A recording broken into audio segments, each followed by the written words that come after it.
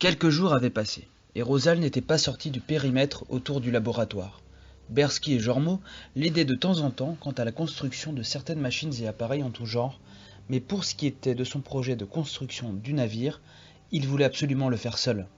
Depuis sa tendre enfance, il était passionné de construction. Pour lui, rien n'était impossible à construire. C'est quand même le créateur de la première machine à voyager dans l'espace. Au moment présent, Rosal était sur plusieurs projets en même temps. Il venait de terminer un petit robot et un prototype de voiture volante demandé par Bersky. Ce jour-là, Bersky vint le rendre visite. « Yo amigo, sors un peu de ta cachette. Il fait tout le temps beau ici. Alors ça avance ce que je t'ai demandé ?»« Ouais, faut que je te montre tout ça. J'ai terminé le prototype de voiture volante que tu m'avais demandé. Et je t'offre ce petit robot. C'était marrant de le fabriquer. J'en construirai un autre pour Jormo. Tiens, il est là.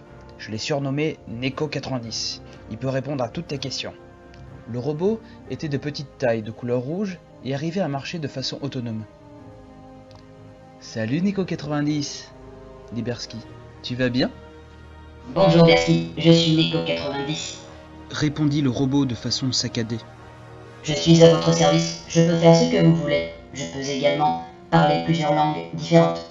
Bonjour, hello, good morning, salam alaikum, ni hao, yoboseyo, buenos días, yala, buongiorno, konnichiwa, dzień dobry, bon dia, zdravutje, saubona.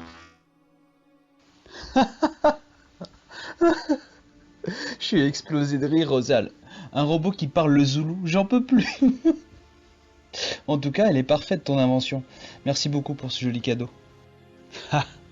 De rien, Bersky. D'ailleurs, j'ai aussi ça à te donner. Rosal donna à Bersky les plans de construction de voitures volantes.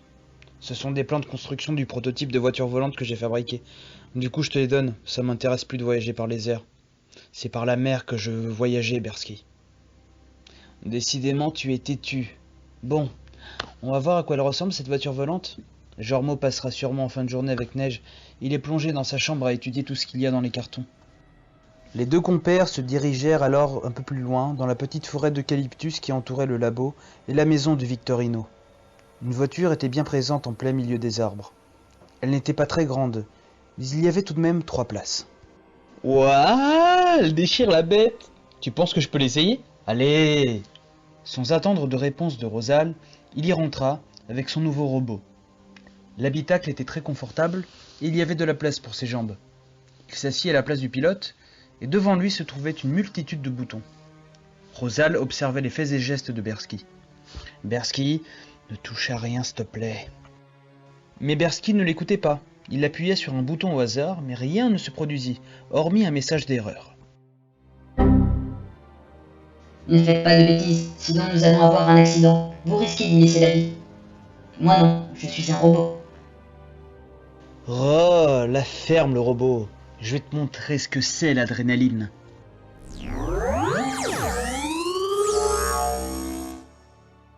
Sans écouter les conseils de Rosal ni du robot, Bersky appuya sur plusieurs boutons en même temps. La voiture s'éleva dans les airs et fonça à la verticale vers le ciel. La vitesse était incroyable. Bersky se sentait oppressé par la pression exercée par la puissance de l'accélération. Après quelques minutes de lutte contre ce phénomène, Bersky se rassit, mit sa ceinture et reprit le contrôle du véhicule. Il regarda par la fenêtre, il était dans la stratosphère. « J'ai un peu de mal à respirer, mais la vie est splendide. L'espace est majestueux et notre planète qui se meurt devant mes yeux. Il faut vraiment que nous trouvions un nouveau foyer. » La voiture redescendit lentement, repassa par différentes couches de l'atmosphère, traversa les nuages, survola le village et finit par atterrir devant le labo. Rosal, furieux, courra en direction de Bersky. « Bon sang, Bersky, t'es malade ou quoi ? Tu aurais pu te tuer.